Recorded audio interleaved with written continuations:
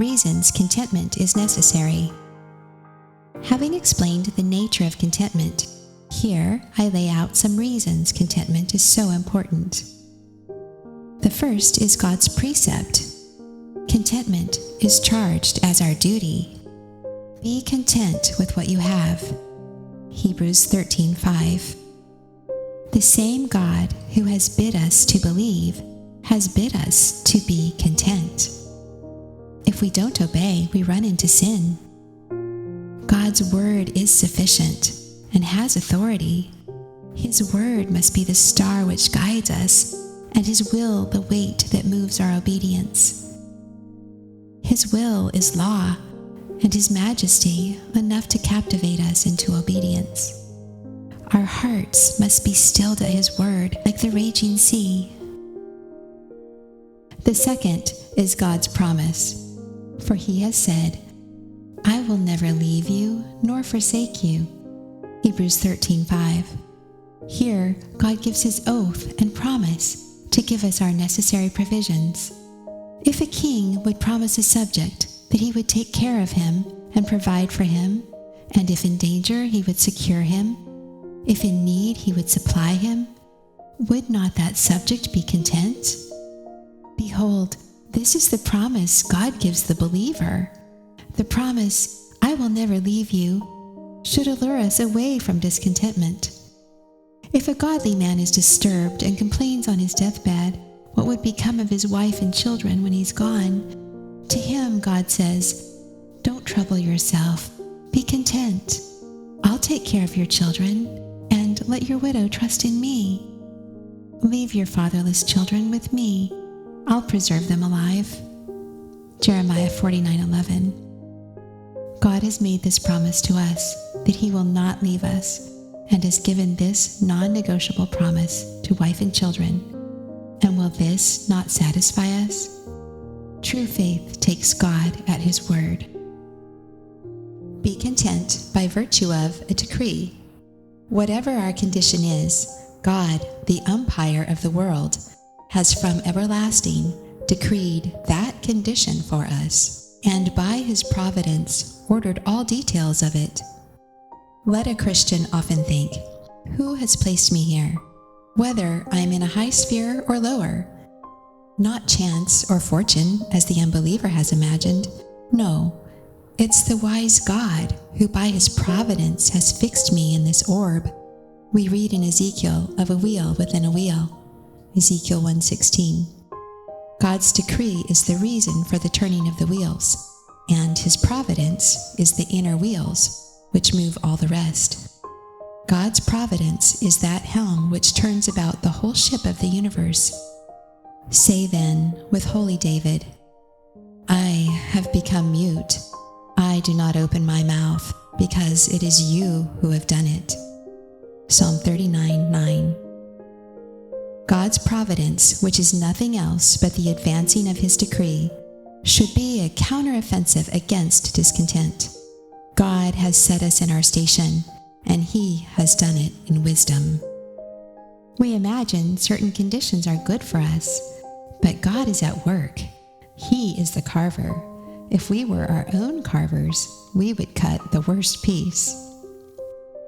Lot was allowed to choose, and he chose Sodom, which soon after was burned with fire. Rachel longed for children so intensely that she said, "Give me children or I die." And it cost her her life in bringing forth a child. Abraham asked God that Ishmael might live before him, but Ishmael had little comfort. He was born a son of strife. His hand was against every man, and every man's hand against him. The disciples wept at Christ leaving the world.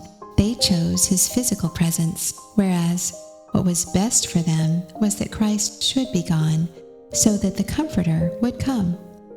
Christ explained, "I tell you the truth, it's to your advantage that I go away. For if I don't go away, the Comforter will not come to you. But if I depart, I will send Him to you." John 16:7. If we could distribute our own comforts, we would often choose that which is harmful to us. Is it not better for the child if the parent chooses for it? If that child were left to itself, it would perhaps choose a knife to cut its own finger, just as it's best for the patient that he is at the physician's appointment. The consideration of a decree determining and providence establishing all things should work our hearts to holy contentment. The wise God has ordered our condition. If he sees it better for us to abound, we shall abound. If he sees it better for us to be in need, we shall be in need. Be content to be at God's disposal. God sees, in his infinite wisdom, the same condition is not best for all. That which is good for one may be bad for another. One season of weather will not serve all men's needs.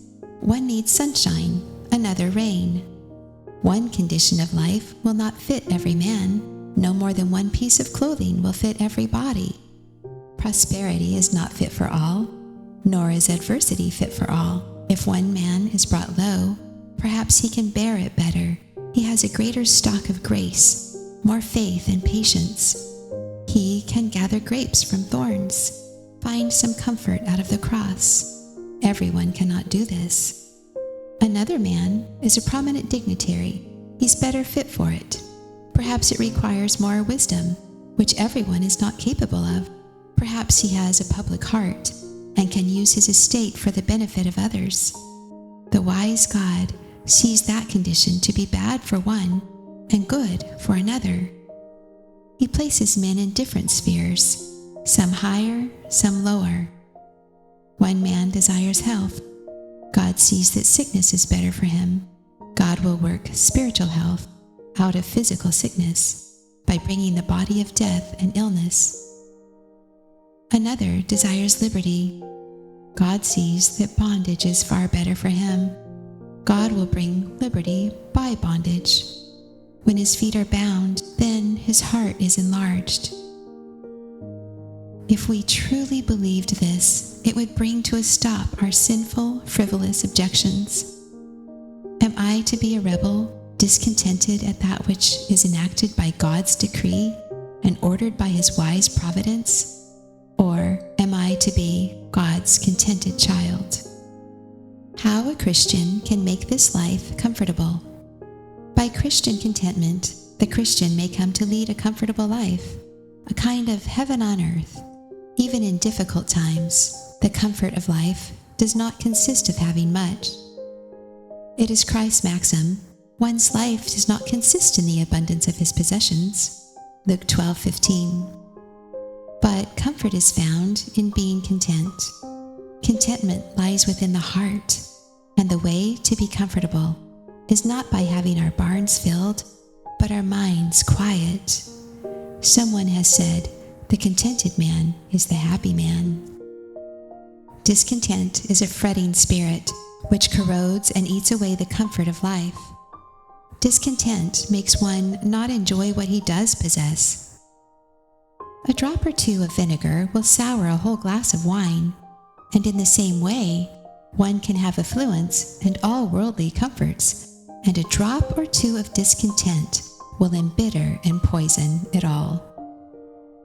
Comfort depends upon contentment. Jacob had a permanent limp when the sinew of his thigh shrank. Just as when the sinew of contentment begins to shrink, our comforts shrink. Contentment is necessary to keep life comfortable. Would we have comfort in our lives? We may have it if we will. Why do you complain of your troubles? It's not trouble that troubles, but discontentment. It's not outward affliction that can make the life of a Christian sad. A contented mind would sail above these waters. But when discontent gets into the heart, then it's disquiet and sinks. The disease of discontentment is almost epidemic. Some are not content with the calling God has set them in. It must be a step higher. God has bestowed gifts on all of us. Be content with what you have. What is this discontent but arising from pride? These secretly question the wisdom of God that he has not made their condition a peg higher. Men complain their estate is not better, but seldom complain that their heart is not better. Men desire to be anything but what God would have them be. Is it any wonder that very few Christians have learned Paul's lesson?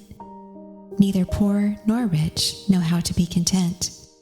They can learn anything but this. A check to the discontented Christian. If men are poor, they learn to be envious. They malign those who are above them. Another's prosperity is an eyesore. In the midst of poverty, one can abound in envy and malice. An envious eye is an evil eye.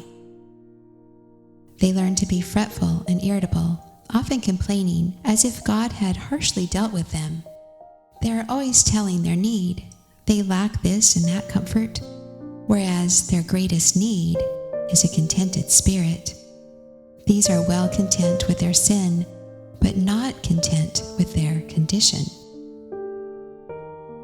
If men are rich, they learn to be covetous, thirsting insatiably after the world, and by unjust means. Put a good cause on one scale, and a piece of gold on the other, and the gold weighs more. There are, as Solomon says, 4 things that say, it's not enough. Proverbs 30:15. I may add a 5th, the heart of the covetous man. So we see that neither poor nor rich know how to be content. Never since creation has the sin of discontent raged more than in our times. Never was God more dishonored than when our tongues so often betray the discontent of our hearts. Presently, we are sick with discontent. Ahab, though a king, was sullen and discontented for Naboth's vineyard. Jonah, though a good man and a prophet, yet infuriated and ready to die because God killed the plant that gave him shade. Rachel complains, "Give me children or I die."